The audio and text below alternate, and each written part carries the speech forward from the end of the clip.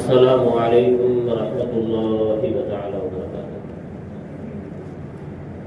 أعوذ بالله من الشيطان الرجيم. بسم الله الرحمن الرحيم. إن الحمد لله والصلاة والسلام على رسول الله صلى الله عليه وعلى آله وصحبه أجمعين. أما بعد، فقد قال الله تعالى في كلامه القديم وفي الفرقان المجيد بعد أعوذ بالله من الشيطان الرجيم. بسم الله الرحمن الرحيم. يا أيها الذين آمنوا استعينوا بالصبر والصلاة إن الله مع الصابرين. صدق الله. அல்லாஹ்வுடைய மாபெரும் கிருபையால் சுபுஹனுடைய பரலான தொழுகையை இமாம் ஜமாத்தோடு தொழுவதற்கு வாய்ப்பளித்த இறைவனுக்கு இதுபோல் அல்லாஹு தஆலா இதர கடமைகளையும் குறித்த நேரங்களிலும் குறித்த சமயங்களிலும் தங்கும் தடையில்லாமல் ஆர்வத்தோடும் ஆசையோடும் முகமத்தோடும் பிரியத்தோடும் ஆர்வத்தோடும் எதிர்பார்த்த வண்ணமாக ஒவ்வொரு கடமைகளையும் நிறைவேற்றுவதற்குண்டான அந்த பெரும்பாக்கியத்தை நம் அனைவருக்கும் முழுமையான முறையில் நசீபாக்கி தந்தல் புரிவானாக, கபூலாக்கி தந்தல் புரிவானாக. எல்லா பெயர் பறக்கத்து வளங்களை கொண்டு எல்லாம் முழுமையாக தந்தல் புரிவானாக. அதுபோல் அல்லாஹு தஆலா இந்த உலகத்தில் வாழக்கூடிய காலங்களில் நல்லோர்களுடைய துவா, பெற்றோர்களுடைய துவா, உஸ்தாத்மார்களுடைய துவா, மஷாயிஃப்மார்களுடைய துவா, வழிமார்களுடைய துவா, எல்லோரும் நல்லடியார்கள் ஸ்ரீதேவிகளுடைய துவாவை பெற்ற நல்லடியார்களாக வாழ்வதற்கு நம்மளே நம் மனைவி மக்கள் நிச்சயங்களை எல்லாம் ஏற்படுத்தி தந்தல் புரிவானாக. ஆமீன். அதுபோல் அல்லாஹு தஆலா இந்த நாளை நன்னாளாகவும் பொன்னாளாகவும் பரக்கத்து பொருந்திய நாளாகவும் எல்லா விதமான கயிறுகளும் பலன்களும் நிரப்பமான முறையில் பெறக்கூடிய நாளாகவும் கஷ்டங்கள் துன்பங்கள் இளைஞர்கள் இடையூறுகள் யாரை கொண்டு துன்பம் துயரங்கள் ஏற்பட்டாலும் அதிலிருந்து பாதுகாப்பையும் முழுமையான முறையில் நோய்களோ மரணத்தை தருவக்கூடிய நோய்களோ எந்த விதமான நோய்களோ ஏற்படாத வண்ணம் இந்த நாளை சிறப்புக்குரிய நாளாக பயணங்களிலோ அந்த இதர செயல்பாடுகளிலோ செயல்களிலோ எந்த விதமான ஆபத்து பெறாமத்து வராத வண்ணம் பாதுகாத்து அருள் புரிவானாக. ஆமீன். ஆமீன். திறப்பதற்கு அல்லாஹு தஆலா திலாவத்துல் குர்ஆனிலே ஒரு வசனத்தை சொல்லுவார். யா அய்யுஹல்லதீன ஆமனு ஸ்தஈனு பிஸ்ஸப்ரி வஸ்ஸலாத் இன்னல்லாஹு மஅஸ்-ஸாபிரீன். அல்லாஹ்விடத்திலே உதவி தேடுங்கள் பொறுமையை கொண்டும் தொழுகை கொண்டும். அல்லாஹ் பொறுமையாளர்களோடு தான் இருக்கிறார். இந்த வசனத்திலே அல்லாஹ் சொல்லும் பொழுது ரெண்டு விஷயத்தை கூறி தன்னுடைய உசூல், அதாவது அதனுடைய மரபுகளையும் கூறுகிறார். ரெண்டு உசூலை கூறி அதனுடைய மரபுகளை கூறுகிறார். முதலாவதாக நாம்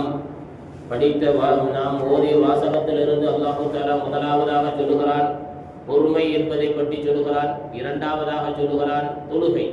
முதலாவது பொறுமையை கொண்டு உதவி தேடுங்கள், இரண்டாவது தொழுகையை கொண்டு உதவி தேடுங்கள். இதிலே அல்லாஹு தஆலா விரும்பி இருந்தால் முதலில் தொழுகையும் இரண்டாவது பொறுமையும் போட்டிருக்கலாம். ஆனால் இறைவன் என்பவன் முதலாவதாக பொறுமையை போட்டு இரண்டாவதாக தொழுகையை பதிவு செய்திருக்கிறான். அதனால் எல்லோரிடத்திலும் தொழுகை ஏற்றுக்கொள்ளப்படுமா என்பது விஷயத்திலே இல்லை என்று ஒரு கேள்விக்குறிக்கு பதிலாக ஜவாபாக வருகிறது. ஏனென்று சொன்னால் ஒரு மனிதனுக்கு பொறுமையை அல்லாஹு தஆலா முதலாக சொல்லிவிட்டு கடைசியாக முடிக்கும் பொழுது நான் பொறுமையாளர்களுடன் தான் இருக்கிறேன், தொழுகையாளிகளுடன் இருக்கிறேன் என்று சொல்லவில்லை.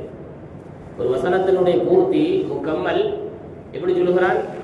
உதவி தேடுங்க, பொறுமையை கொண்டு உதவி தேடுங்க, தொழுகை கொண்டு உதவி தேடுங்க, நான் பொறுமையாளர்களுடன் இருக்கிறேன் என்று சொல்லுகிறான்.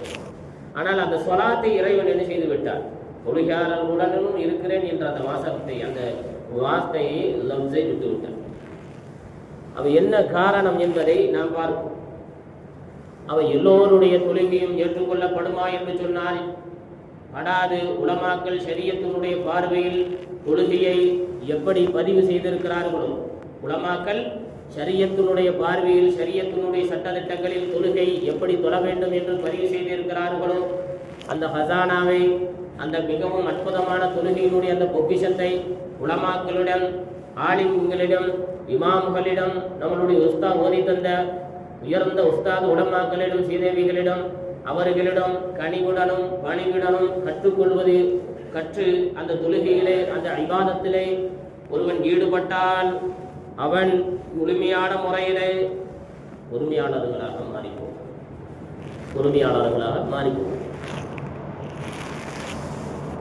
அப்போ ஒரு மனிதன் தொழுகையை என்ன செய்து கொள்ள வேண்டும்?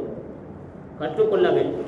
தொழுகையை கற்றுக்கொள்ள வேண்டும். அப்படி கற்றுக்கொள்வது என்பது இன்றைக்கு எத்தனை பேர்கள் ஹயாப்படுகிறார்கள். உலமாக்களிடம் போய் எனக்கு எப்படி தொழ தெரியல, எப்படி தொழுகணும், எப்படி தக்பீர் கட்டணும், எப்படி ருக்கு, யாரோ சொல்வதை கேட்டுக்கொண்டு இவன் நினைச்சுக்கிறான் தக்பீர் கட்டணும். யாரோ சொல்வதை, மாப்பிள்ள உனக்கு தெரியுமா, நான் செல்லுல அப்படி பார்த்தேன் மாப்பிள்ள, அதை செயல்படுத்து அப்படின்னு அப்பாக எவ்வளவோ பேர்கள் அவர் பள்ளி பக்கம் எட்டி கூட பார்த்திருக்க மாட்டார், அல்லது ஆள் சேர்ப்பதற்காக வேண்டி கூட கூட்டம் கூடியிருப்பார்.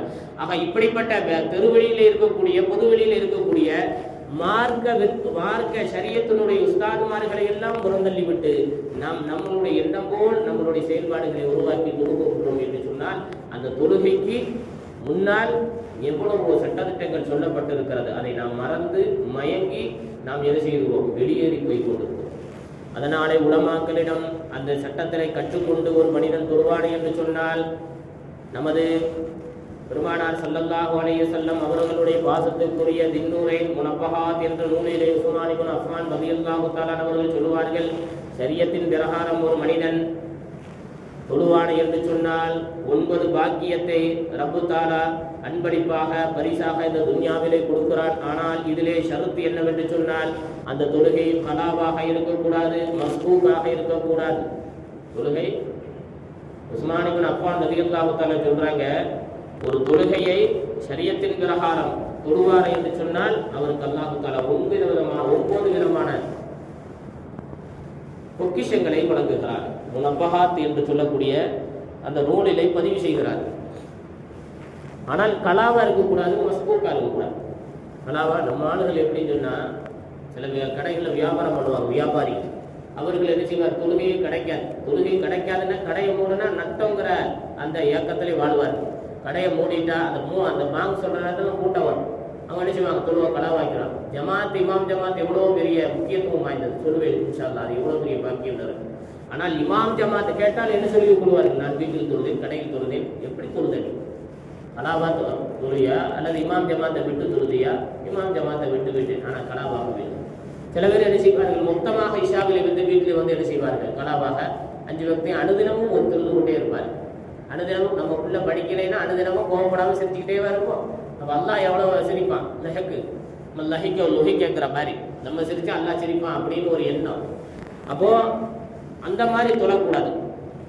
அதே போல மஸ்பூக்காக எப்போ பார்த்தாலும் பார்த்தீங்கன்னா 2வது ரக்காயத்தை 3வது ரக்காயத்தில் 1 ரக்காயத்தை விட்டு வர்றது மஸ்பூக்கா. இப்படி மெதுவாக போய் வாங்க அந்த அதான் இந்த சொலாத்தினுடைய சப்தம் கேட்டு தொழுகையில் வந்து கலந்து கொள்றது, அப்போ தான் ஒளி செய்கிறது, அப்போ தான் வர்றது உள்ள. அதில் வேற என்ன சத்த சீக்கிரம் முடிச்சுட்டேன்னு கேள்வி. நீ வாங்க சொல்றதுக்கு முன்னாடி வர வேண்டும். உன் தகப்பனுக்கு தகப்பன் கேட்டுப்பார். அந்தனுடைய செயல்பாடுகளை சொல்லுவார்கள். அவங்க எல்லாம் என்ன செய்வாங்க? காலையில தஹஜ்ஜத்திலே வந்து பள்ளி உள்ள கதவை திறந்து உள்ள உட்காந்து தஹஜ்ஜத்தை தொழுது திக்ர் ஓதி நமக்கா துவா செஞ்சு தன்னுடைய அவுலாதுகளுக்கு வராசத்துக்களுக்கு துவா செஞ்சு அவ்வளோ கண்ணீர் கம்பளமாக இருந்த பெரியவர்கள். ஆனா இன்னைக்கு நம்ம என்ன செய்யறோம்? மஸ்பூக்கா தொழுதுட்டு அசத்து சட்டக்குன்று கூப்பிடுறாரு, வடக்குன்று சுஜூது எடுத்திருக்கிறாரு. இப்படியெல்லாம் யாரிடம் போய் கற்றுக்கொண்ட வார்த்தை? கேள்வி எழுப்ப உஸ்தாதுமார்களிடம் உலமாக்களிடம் இப்படி கேள்வி கேட்பது வேதமான ஒழுக்கமற்ற செயல்களை உருவாக்கி கொள். யாரிடம்? தனக்கு ஒரு காலேஜில் படித்துக்கொண்ட ஆசானுக்கு அவ்வளவு மாலை அணிவிச்சு, என் ஆசான், என் உஸ்தா, என்னுடைய பேராசிரியர், ஏன்னா பிஹெச்டி இந்த மாதிரி ஒவ்வொரு எனக்கு உலக கற்றுக் கொடுத்த ஆசிரியர் தலைக்கு மேல கொண்டாடுகிற நம்ம மார்க்க ஞானம் கற்றுக் கொடுத்த, மறுமைக்கு வெற்றியை கற்றுக் கொடுத்த, ஏன்னா இமாம் ஜமாத்தை நடத்த அனைவரும் சொர்க்கத்துக்கு அழைத்து செல்லக்கூடிய பெரிய மேதையான நம்மளுடைய இமாம் உஸ்தாது உலமாக்கள் அவர்களிடம் போய் என்ன அவர் என்ன வைக்கிறாரு என்று 5 குறைகள் பேசக்கூடியது. எதுக்காக சொல்கிறேன்னா அதை மொத்தமாக கல்விலிருந்து டெலீட் பண்ணி விட வேண்டும். அப்படிப்பட்ட எண்ணம்ங்கிறது நமக்கு நரகத்துக்கு இழுத்து கொண்டு போய். அப்போ இது கூட மஸ்பூக்காக எப்போ பார்த்தாலும் தொழுதுன்னு சொன்னால் இந்த 9 விஷயங்கள் 9 பாக்கியங்கள் அவன் இழந்து விடுகிறான். உஸ்மான் ரலியல்லாஹு தஆலா அவர்கள் சொல்லுகிறார்கள், யார் ஒரு மனிதர் தக்பீர் தஹ்ரீமாவோடு கலந்த தக்பீர்களை தொழுகிறாரோ அல்லாஹ் தஆலா அவரை நேசிக்கிறான். 2வது, அவர்களுக்கு ஆரோக்கியமான தேகமுடையவராக அல்லாஹ் தஆலா அந்த உடலை அமைப்புகளை ஏற்படுத்துகிறான். ஆரோக்கிய தேகம், உடலும் உள்ளமும் ஆரோக்கியமாக இறைவன் வைக்கிறான். தக்பீர் தஹ்ரீமால வந்து கலந்து கொள்ளக்கூடிய அந்த நபர்களுக்கு அல்லாஹ் தஆலா தேகத்தை ஆரோக்கியமாக வைக்கிறான். அதே போல மூன்றாவதாக சொல்லுகிறார்கள், வானவர்களுடைய பாதுகாப்பில் இருப்பார்கள். வானவர்களுடைய பாதுகாப்பில் இருப்பார்கள். எந்த விதமான கெட்ட சூழ்ச்சிகளோ, கண் திருஷ்டிகளோ, போராமைகளோ, கெட்ட கெட்ட எண்ணங்களோ, யாருடைய தீங்குகளோ, யாருடைய இடர்களோ எதுவுமே வராது. ஏனென்று சொன்னால் வானவர்களுடைய பாதுகாப்பின் காரணமாக அந்த தொழுகையாளி பாதுகாக்கப்படுகிறார். அதே போல நான்காவதாக அவருடைய இல்லங்கள் பரக்கத்தால் நிரப்பப்படும். எப்பவுமே சந்தோஷமும் மகிழ்ச்சியும் எல்லா விதமான கயிறுகளும் சந்தோஷங்களும் சிரிப்புகளும் புன்னகைகளும் அந்த வீட்டிலே பொங்கி எழுங்கும். எந்த விதமான வறுமையில் கஞ்சி குடித்தாலும் சரி, பழைய கஞ்சி குடித்தாலும் சரி, எது சாப்பிட்டாலும் சரி, அல்லது தண்ணியை குடித்தாலும் சரி, அல்ஹம்துலில்லாஹ் சொல்லும் அளவுக்கு அந்த மன அமைதிகள் என்பது அந்த வீட்டிலே அல்லாஹு தஆலா ஏற்படுத்துவான். இப்போ வரக்கத்தில்லை என்று சொன்னால் அந்த வீட்டில் போனால் எப்போ பார்த்தாலும் சவுண்டும் சண்டையும் பிரச்சனையுமாவே இருக்கும். அதே தெரிஞ்சுக்கலாம். வீட்டுக்கு போனால் கடு சிடு சிடு அப்படி இருப்பார்கள். வீட்டுக்குள்ளே பார்த்தீங்கன்னு வச்சுக்கோங்க, மனைவியிட்ட எரிஞ்சிடுவோம். மனைவி நமக்கு திட்டத்துக்கு உரிமையே கிடையாது. பயன் நான் சொல்லியிருக்கேன். மனைவியை திட்டுவதற்கு யாருக்கு உரிமை கொடுத்தது? அவர் இன்னொருத்தருடைய பிள்ளை, நம்மளுக்கு சொந்தம் தான். அதுக்குன்னு அவுலாதுகளை உருவாக்குவதற்கு, காமத்தை நம்மளுடைய சகவத்தை அடக்குவதற்கு, ஹராமான வழியில் போவதற்கு அல்லாஹ் நமக்கு கொடுத்தது பாக்கியம். ஆதம் நபி என்ன செஞ்சாங்க? பொண்ணை படைச்ச உடனே அந்த ஆதம் நபி ஹவ்வா நபிய விழா எலும்புல படைச்ச உடனே தொட முற்பட்டார்கள். தொடாதுன்னு சொன்ன, அவசரப்படாத, தொடாதப்பா அப்படின்னா. ஏன்னா அது மகரை கொடுத்து தொடுன்னு சொன்னாங்க. அப்ப அப்படிப்பட்ட பாக்கியம் இருந்த அந்த பெண் அல்லவா? ஏன்னா பெண் அது தாய் தகப்பனை இழந்து வீட்டுக்கு கூட போக விடாம தடுத்து எவ்வளவு ஆண்கள் எவ்வளவு வர்க்கமான ஒரு செயல், மோசமான வக்கரமான புத்தி இன்னைக்கு ஆண்கள் பல நபர்களிடம் இருக்கிறது. ஒரு மனைவி என்ன செய்யறது? தாய் வீட்டுக்கு போகக்கூடாதுங்கிறது. வெளியில என்ன செய்யறது? நண்பர்கள் யாராவது முக்கியமான நிகழ்வுகள், நல்ல ஒரு நிகழ்வுகளுக்கு அழைத்து போறதுக்கு என்ன செய்யறது? நீ இரு, நான் போயிட்டு வரங்கிறது. ஏன்னா அது ஒரு பெண் அல்லவா? அதுக்குன்னு மனசுல நல்லது கெட்டது இருக்கும் அல்லவா? பிள்ளைகள் தான் சரி இரு அப்படின்னு சொல்லி சிறைச்சாலை கூட அடைத்து வாழக்கூடிய அது என்ன பறக்கத்து இருக்கும்? சரி விஷயத்துக்கு அப்பொழுது சொல்லுகிறார்கள், அவனுடைய இல்லங்கள் பரக்கத்தால் நிரப்பமாக இருக்கும். ஐந்தாவதாக சாலிஹீன்களுடைய அலாமத்து அடையாளம். சாலிஹீன்களுடைய அடையாளம் அவர்களுடைய ஜோதி, அந்த முகத்திலே அல்லாஹு தஆலா வெளிப்படுத்துவான், நூரை வெளிப்படுத்துவான். ஆறாவதாக அவருடைய கல்வி என்பது இருக்கிறது மென்மையானதாக, மிகவும் தன்மையானதாக இருக்கும். எப்பவுமே கோபப்பட மாட்டாங்க.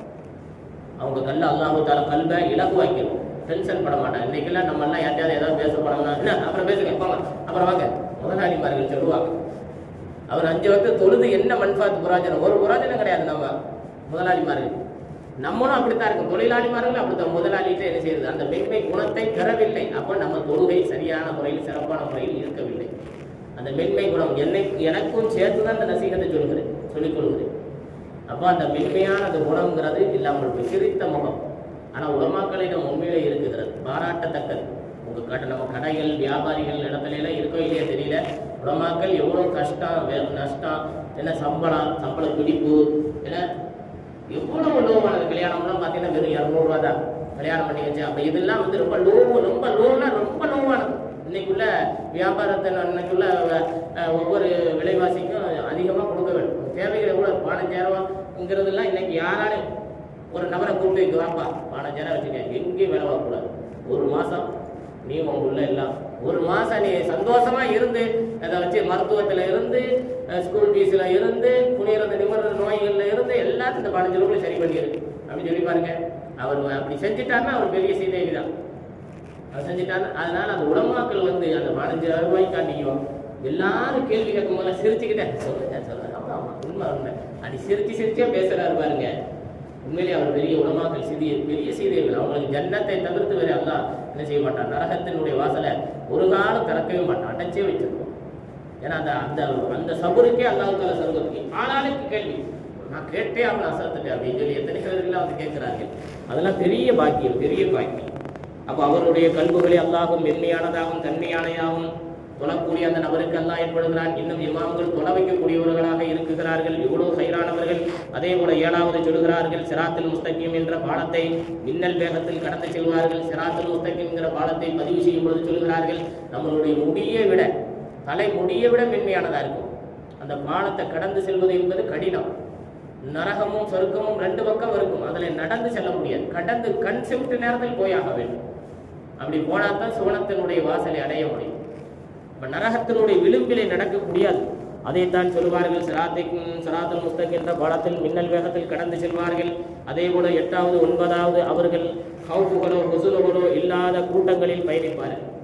ஹவுஃபு ஹுசுனு வறுமை வருது, இன்னைக்கு என்ன செய்யறது தெரியலையே, என் பிள்ளைகளுக்கு கல்யாணம் இருக்கு, கடை இருக்க, இன்னைக்கு வட்டி கட்டணமே, அப்படி இப்படி எத்தனையோ பேர்கள் என்னென்னமோ இதில் அகப்பட்டு இருப்பார்கள். ஆனால் நல்லடியார்கள் அதில் கவுப்பு இருக்காது, அந்த பயம் இருக்காது, எந்த கவலை இருக்காது, நாளைக்கு என்ன செய்யணுங்கிற அந்த கவலை இருக்காது. ரசூலுல்லாஹ் வியாபாரத்தில் ஒரு பண சேகரிப்பு விஷயத்தில் நாளைக்குள்ளதை நாளைக்கு பார்ப்போம் சொல்லுவாங்க.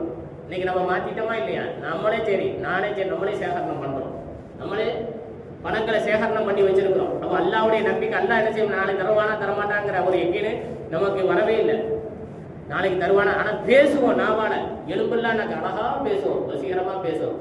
நசீகத் பண்ற விஷயத்துல ஈஸியா அழகா பேசுவோம். நம்ம ஒருவர்கிட்ட நசீகத் இருக்கு, அல்லா அப்படி இப்படின்னு சொல்லுவார், ஆனா அவருடைய பேக்ரவுண்ட்ல எல்லாம் பாத்தீங்கன்னா அது இல்லாமல் இருக்கும். அல்லாஹ் வந்து என்ன செய்யணும், இப்படிப்பட்ட நபர்களுக்கு ஹிதாயத்தை கொடுக்க வேண்டும். நாங்கள் நபிகள் உஸ்மான் இப்னு அஃபான் ரலியல்லாஹு தஆலா அவர்கள் இப்படி தொழுகையை பற்றி சொன்னார்கள். அதற்கு அடுத்து நாம் என்ன செய்ய வேண்டும், இன்ஷா அல்லாஹ் வரக்கூடிய நாட்களில் நாம் எதற்காக வேண்டி அல்லாஹ் பொறுமையை முற்படுத்தினான், ஏன் தொழுகையை பிற்படுத்தினான் என்பதை பற்றி நாம் என்ன செய்வோம், இந்த ஆயத்தினுடைய தஃசீராத்துகளை கொண்டு நாம் தெளிவான முறையில் பார்ப்போம். அல்லாஹு தஆலா நம்மளை தொழுகையாளிகளாக இந்த உலகத்தில் வாழ வைத்த அருள் புரிவானாக. நாம் மட்டுமல்ல, நம் மனைவி மக்கள் எல்லா நபர்களும் தொழுகையாளிகளாக ஆக்கி அருள் புரிவானாக. அதே போல அல்லாஹு தஆலா அவர்களிடத்திலே அழுது புலம்பி நம்மளுடைய காரியங்களை கேட்கக்கூடிய நசீபாக்கி தந்தல் புரிவானாக. நம் தேவைகளை எல்லாம் பூர்த்தியாக்கி தந்தல் புரிவானாக. இறைவனுக்காக வேண்டி, ரப்புக்காக வேண்டி, ரசூலுக்காக வேண்டி நேரங்களை ஒதுக்குவதற்கு, அதற்கு மனம் இடம் கொடுக்கக்கூடிய அந்த பெரும் பாக்கியத்தை நம் எனக்கு நசீபாக்கி தந்தல் புரிவானாக. ரப்பே ரஹ்மானை, கருணையாளனை, கிருவியாளனை, கபருக்கு போய்விட்டால் இந்த உலகத்தில் ஒரு காலம் ஒரு நிமிடமும் நமக்கு கிடைக்க பெறாது என்பதை உணர்ந்து இந்த துன்யாவிலே மஸ்ஜிதிலே நாம் சிறிது